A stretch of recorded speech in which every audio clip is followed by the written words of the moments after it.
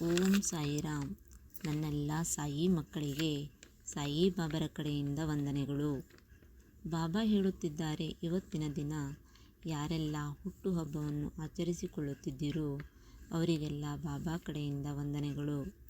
ಬಾಬಾ ಯಾವಾಗಲೂ ತಮ್ಮ ಮಕ್ಕಳಿಗೋಸ್ಕರ ಚಿಂತಿಸುತ್ತಾರೆ, ಅವರ ಆರೋಗ್ಯವನ್ನು ವಿಚಾರಿಸಿಕೊಳ್ಳುತ್ತಾರೆ. ಬಾಬಾರನ್ನು ಸ್ಮರಿಸದಿರುವ ದಿನಗಳೇ ಇಲ್ಲ.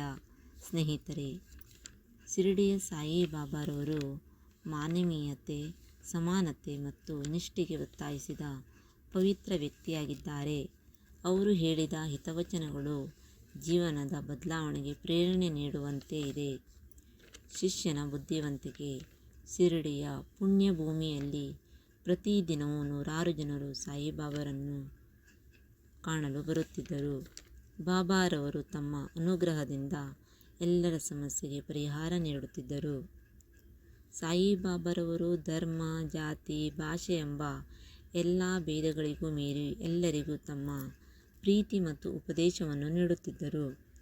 ಒಂದು ದಿನ ತಮ್ಮ ಆಶೀರ್ವಾದಕ್ಕಾಗಿ ಬಂದಿದ್ದ ಶಿಷ್ಯನಿಗೆ ಸಾಯಿಬಾಬಾರವರು ಕೇಳಿದರು, ನಿನ್ನ ಸಮಸ್ಯೆ ಏನು ಮಗನೇ? ಶಿಷ್ಯ ತನ್ನ ನೋವನ್ನು ತೀವ್ರವಾದ ಶಬ್ದದಲ್ಲಿ ಹೇಳಿದ, ಬಾಬಾ, ನಾನು ಜೀವನದಲ್ಲಿ ಯಶಸ್ಸು ಪಡೆಯಲಿಲ್ಲ. ಎಲ್ಲರೂ ನನ್ನನ್ನು ಅಸಫಲ ವ್ಯಕ್ತಿ ಎಂದು ಕರೆಯುತ್ತಾರೆ. ಯಾವ ಕೆಲಸ ಮಾಡಲಿ ನನಗೆ ಯಾವುದೇ ಆಸೆ ಉಳಿದಿಲ್ಲ. ಸಾಯಿಬಾಬಾರವರು ನನಗೆ ಅದ್ವೈತವಾಗಿ ಶಿಷ್ಯನನ್ನು ದೃಢಗೊಳಿಸಲು ಒಂದು ವಿಚಿತ್ರವಾದ ಪರೀಕ್ಷೆಗೆ ಹೇಳಿದರು. ಬಾಬಾರು ಶಿಷ್ಯನ ಕೈಯಲ್ಲಿ ಒಂದು ಹಣ್ಣು ನೀಡಿದರು ಮತ್ತು ಹೇಳಿದರು, ಈ ಹಣ್ಣು ಒಬ್ಬ ಹಸಿದ ಮನುಷ್ಯನಿಗೆ ಕೊಡುವಂತ. ಶಿಷ್ಯನು ಹಣ್ಣು ಹಿಡಿದು ಹೊರಟನು. ಮೊದಲು ಪಟ್ಟಣದ ರಸ್ತೆ ಹಿಡಿದು ನಡೆದಾಗ ಅಲ್ಲೊಂದು ಶ್ರೀಮಂತ ಮನೆ ಕಂಡಿತು. ಅಲ್ಲಿ ಒಬ್ಬ ಹೆಂಗಸು ಇದ್ದಳು. ಶಿಷ್ಯನು ಆಕೆಗೆ ಹಣ್ಣನ್ನು ಕೊಡುವುದಾಗಿ ಯೋಚನೆ ಮಾಡಿದನು. ಆದರೆ ಆಕೆಯ ಮುಖದಲ್ಲಿ ಯಾವ ಹಸಿವಿನ ಸಂಕೇತವೂ ಕಾಣಲಿಲ್ಲ.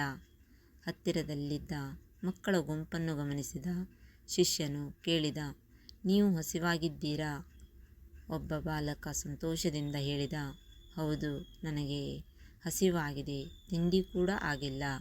ಆಗ ಶಿಷ್ಯನು ಮಗುವಿಗೆ ಹಣ್ಣನ್ನು ನೀಡಿದ. ಮಗುವಿನ ಮುಖದಲ್ಲಿ ಬಂದಿದ್ದ ಸಂತೋಷದಿಂದ ಶಿಷ್ಯನ ಹೃದಯದಲ್ಲಿ ಸುಖದ ಅಲೆಯು ಹರಿಯಿತು. ಅದೇ ಸಂಜೆ ಶಿಷ್ಯನು ಬಾಬಾರ ಹತ್ತಿರ ತಿರುಗಿ ಬಂದು ಅವನ ಅನುಭವವನ್ನು ಹೇಳಿದ.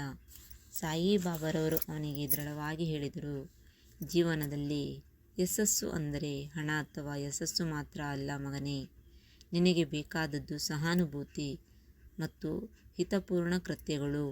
ದೇವರನ್ನು ನಂಬಿಕೆಯಿಂದ ಪೂಜಿಸಿದಾಗ ನೀವೆಲ್ಲ ತೊಂದರೆಗಳನ್ನು ಮೀರಿ ಜಯಶಾಲಿಯಾಗುತ್ತೀರಿ.